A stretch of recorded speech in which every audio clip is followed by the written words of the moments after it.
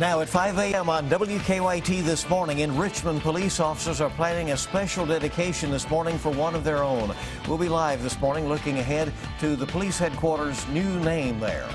And this morning, a school bus driver accused of driving his bus while under the influence is out of jail. We'll hear what parents had to say about the arrest. And a grand jury will decide whether a Powell County woman should be charged after police say she shot her ex-boyfriend. That and more coming up on WKYT this morning.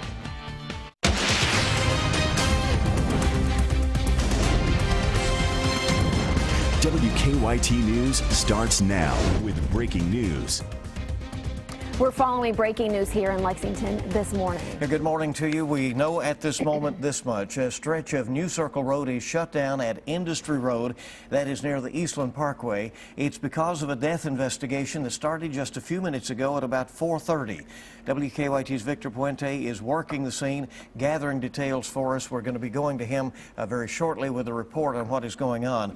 All we have at this moment, again, a confirmation of a pedestrian fatality, New Circle Road at Industry Road, and the police are telling us that New Circle is blocked in both directions at that location. Evidently the coroner arriving on the scene as well. Sad start to the day. It is a sad start, and you know it is raining outside, so people just need to know to be careful out there as you head to work this morning. Yeah, so the reduced visibility as a result of that. Let's check in with Micah in our First Alert Weather Center. Yeah, you're getting some heavy downpours as you slide down 75, especially through Madison County now as we speak, and then go off into Rockcastle and then heading southbound. London Corbin area, that in Laurel County, you're going to be seeing this rain slide into your region here in just the next 30 minutes or so.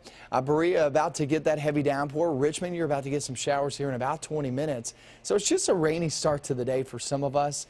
By the afternoon, we're talking about a few storms in the forecast. Heads up for a strong cell. We're going to go over that. I'm going to show you the possibility of that and also look toward a beautiful weekend. That's coming up. All right, Micah, thank you. In other news this morning in Madison County, later today, members of the police department in Richmond will be honoring one of their own with a special dedication. Officer Daniel Ellis died in the line of duty last year. Since then, the department has rallied together to keep Ellis's memory alive. WKYT's Mark Barber joins us live from Richmond with more on today's dedication. Good morning, Mark. Good morning, Michelle. Officer Ellis's brother says that he worried that his young daughters would grow up without any memory of the fallen officer. And that is why today's dedication is so important. It will be a daily reminder for those who are close to Ellis, those who are his family members, and those who live here in the community where he served and sacrificed, of that ultimate sacrifice that he made 5 months ago. Now, the renaming ceremony will be here outside the police station building at 8:30 this morning. We're told a large number of people from the community as well as a large number of officers are planning to be here when they unveil a plaque with Officer Ellis's name on the building. As you may remember, Officer Ellis was shot and killed 5 months ago when he was investigating an attempted robbery. Today would have been his birthday. The husband and father would have turned 34 years old. As officers here dedicate their police department to him today is with some extra support from a middle school. Students at Clark Moore's Middle filled a jar with donations to help officers here travel to Washington, D.C. next month for Police Week. The children were able to put together more than $200. Officers say that the students' kindness shows just how much Officer Ellis's death affected everyone here in the community. They have a hard time finding words to express their gratefulness for the continued support of everyone here in Richmond.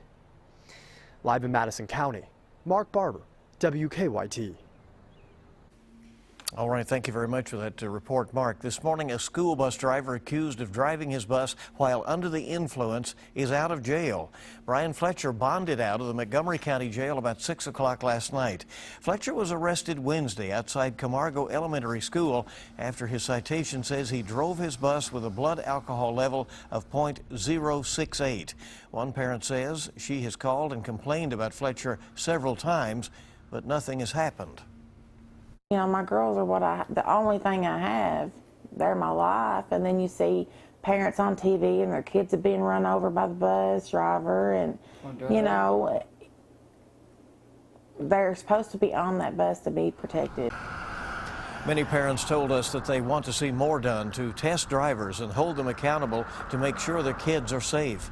In a statement released yesterday afternoon, the Montgomery County School Superintendent says they have suspended Fletcher and are working with authorities to investigate. Lexington police are looking for the robber who held up a restaurant.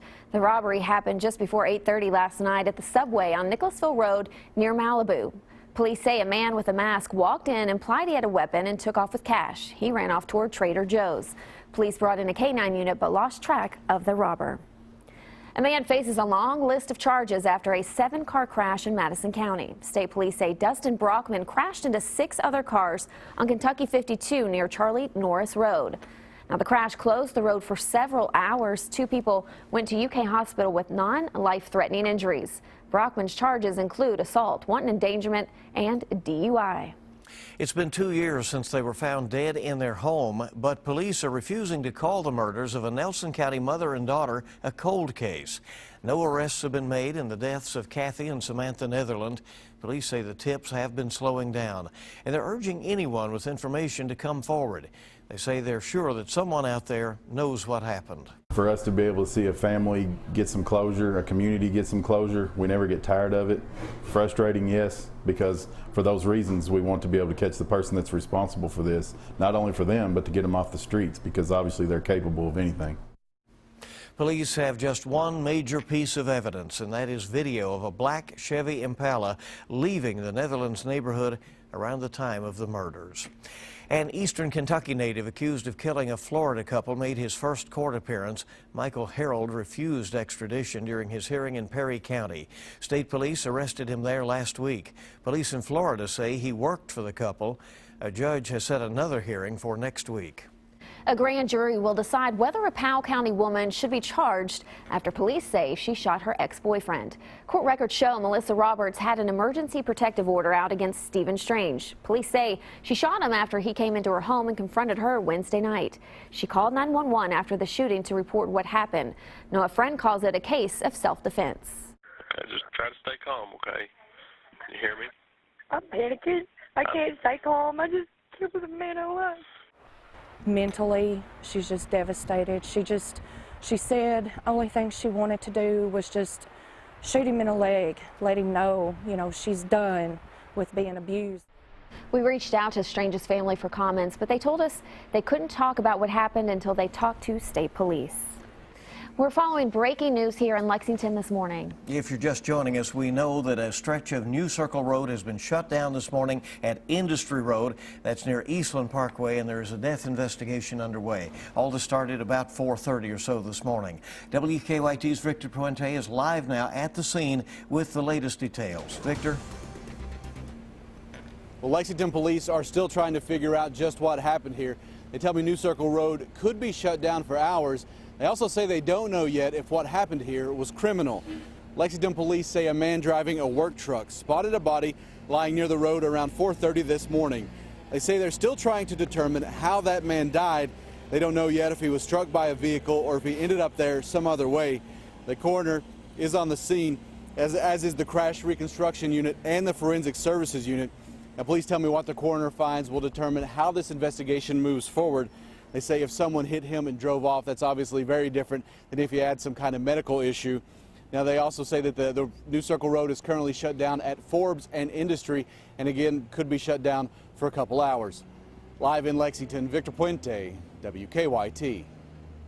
Well, a sad situation, however, it turns out, with the confirmed fatality over there. Again, we do not know if it was someone struck by a vehicle or exactly what has happened, but we'll continue to work on that story. Yeah, and as you head out this morning, just know that inner and outer loops of New Circle near Industry are closed. And that wherever you are, visibility is reduced by the rain out there. WKYT this morning, underway now at 5:09 on your Friday. NBA star Steph Curry is making a splash, but not with his threes, but with his new sneaker line. A look at just how well they're selling ahead on WKYT this morning. Some showers and a few rumbles of thunder out there early this morning. We take it off into the afternoon, and we still have that chance of rain in there too. I'm going to go over that, show you that in the forecast, and also a beautiful weekend. It's coming up next. Now, your zone-by-zone forecast with meteorologist Micah Harris. Have some showers rolling across the region, even a couple of rumbles of thunder here and there. You got to go off into Madison County. Is now that heavier downpour is traveling over that I-75 corridor, heading eastbound. Irving, you are next in line. As it's traveling eastbound, well, really, it's about to head through Waco if you're not seeing rain already. But Irving, you're next in line. Stanton and Powell County, you'll be seeing this rain here in just within the next 30-45 minutes, and then some down south as well, just south of you guys, heading off into the Laurel County region. Now inching over into Laurel County, we're getting some light to moderate rain. Heavy rain continues to fall across 27 as you work your way through McCreary County. Heading eastbound, Williamsburg, you're next in line. A little bit more of that heavy rain sliding up toward the northeast coming out from Tennessee. So look, we have a lot of moisture to go through this morning. Wet roadways. It's not going to be fun to travel this morning. We're getting a bit of a break here, as you can see, across 27 and also 127. But if you go down 150 and travel all the way to Springfield, you're going to be running into some showers here very shortly, in just about 20 minutes or so. And all of that's moving eastbound. So Lexington, we are not out of the woods just yet, and we still have more later on this afternoon. But that's going to be the case on and off throughout your day. Temperatures in the 50s this morning. It's a pretty good feel. It's really not all that bad. Unless you're under that rain, it's actually a pretty good start to the morning. 69 degrees later on today, and we'll also see some thunderstorms later on. One thing I can't rule out, a strong cell here or there. It's going to be very isolated. We're talking a stray cell at best. Most of this is just beneficial rain. It's going to be sliding across the region. Once we hit 8 p.m., the thunderstorms are long gone, but maybe some wraparound moisture swings on in here from the north, so we could get a few showers, couple of rumbles of thunder, but for the most part, it's going to be anywhere from noontime to about 5-6 p.m. that we see the possibility of a couple of strong cells. Off into the night, by midnight, it's long gone. Actually looks pretty good by midnight and into tomorrow morning. You're waking up in the 40s and 50s, and not only that, but you're talking about some really nice weather swinging on in here there for the weekend. 70 degrees on Saturday, 78 on Sunday. I mean, we've continued to see these weather models drop these temperatures the past couple of days. So we have dropped our temperatures in our forecast. When you start to see that trend, you go with it because you gain more confidence as these weather models continue to drop that. So yeah, I mean, it's going to be a nice feeling weekend. You're not really talking about very warm conditions either. I mean, you're talking about very pleasant air. 70 degrees on Saturday, 78 Sunday. We work our way off into next week, and we'll be in the 70s and 80s next week too. The temperatures aren't really going anywhere anytime soon, and it gets pretty active next week. A couple of those days are days to watch with some thunderstorms rolling on through, but all in all, we finally have some rain in the forecast, which we will find a way to complain about that too. Because we just came off of some really cold air a couple of weeks ago, and so now we're talking about, you know, this, it's a little bit too warm, and then here comes some rain. It's a little bit too much rain. And you keep complaining about the weekend we're about to have. It's going to be great. Very nice. Can never please everybody. That's true. That's very true. You have to remember that. All right, 5:15 is our time this morning. Fort Lauderdale firefighters came to the rescue of a newborn kitten. Right, Look this tiny little cat, no more than just a couple of days old, not even with its eyes open yet, was heard meowing inside a pipe outside an apartment complex. Crews say the tiny gray kitten still had its umbilical cord attached when it was found. Because it was so young, they say it had not learned, of course, how to open its eyes yet. We found this little kitten in a concrete hole, sitting on top of a little towel that looked like it was strapped into the towel with some wires, so it really couldn't go anywhere. Whether it got caught there or not, we don't know. Well, we pulled the kitten out and realized how small it actually was. And the minute that we pulled it out, we all said, oh, we got to fix this. And rescuers have named the kitten Hope. They say the little cat is now in a foster home where it can be nursed by an adult cat. So there you go. And when she's ready to come out, she can come to WKYT and be our little mascot, right? Be cute, I'll tell you cute is that. she? Yeah, and eventually, you know, maybe has a lot more lives left, as cats do, right? Okay. Good to have you along. 5:16 Friday morning on WKYT. When we come back, we'll have a look at your money. GM is seeing double when it comes to profit, and the number of Americans seeking jobless benefits hits a record low. I'm Marley Hall in New York, and I'll have those stories and more coming up in your CBS Money Watch report.